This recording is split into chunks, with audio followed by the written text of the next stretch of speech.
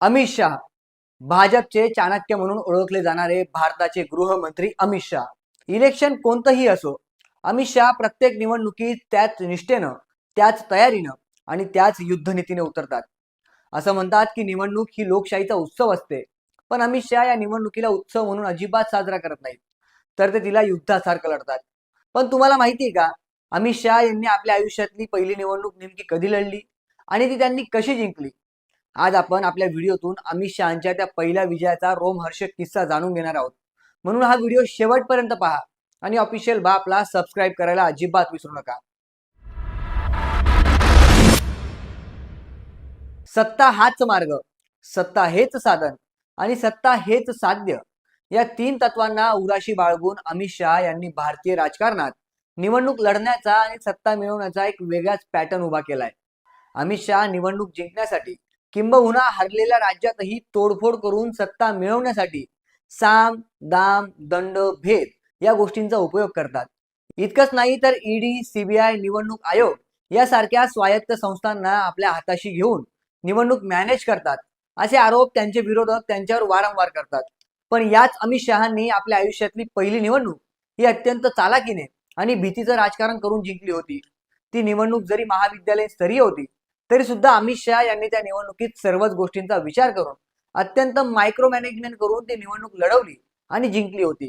याबद्दलचा किस्सा ज्येष्ठ पत्रकार राजदीप सरदेसाई यांनी पत्रकार अजित अंजुम यांना दिलेल्या मुलाखतीत सांगितलाय. अमित शहा त्यांच्या कॉलेज जीवनात एबीव्हीपीचे सदस्य होते. विद्यार्थी संघटनांमधील राजकारण तेव्हाही तापलेलं होतं आणि अशाच काळात त्यांच्या कॉलेजमध्ये निवडणुका लागल्या.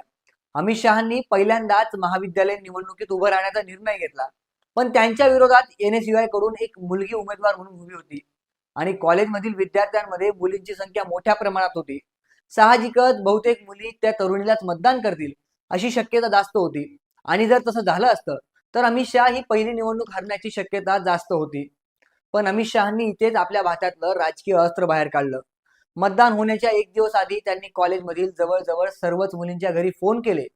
फोनवर त्यांनी पालकांना सांगितलं की उद्या कॉलेजमध्ये मतदान आहे, गर्दी असेल, गोंधळ होऊ शकतो, भांडणं होऊ शकतात, तुमच्या मुलींना उद्या कॉलेजमध्ये पाठवू नका. पालकांनीही सावधगिरी बाळगली आणि अनेक मुलींना दुसऱ्या दिवशी कॉलेजला न पाठवण्याचा निर्णय घेतला. आणि त्याचा परिणाम काय झाला, तर वोटिंगच्या दिवशी मुली मोठ्या संख्येनं गैरहजर राहिल्या.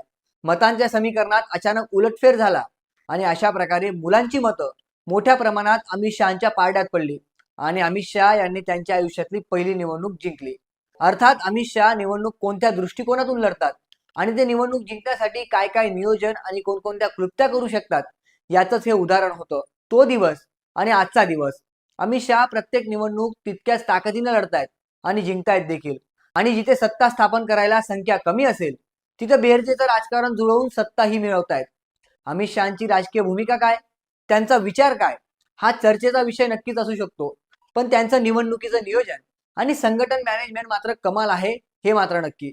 बाकी तुम्हाला काय वाटतं, अमित शहा सत्ता मिळवण्यासाठी खरंच निवडणूक आयोगाचा चुकीचा वापर करतात का? कमेंट करून नक्की सांगा.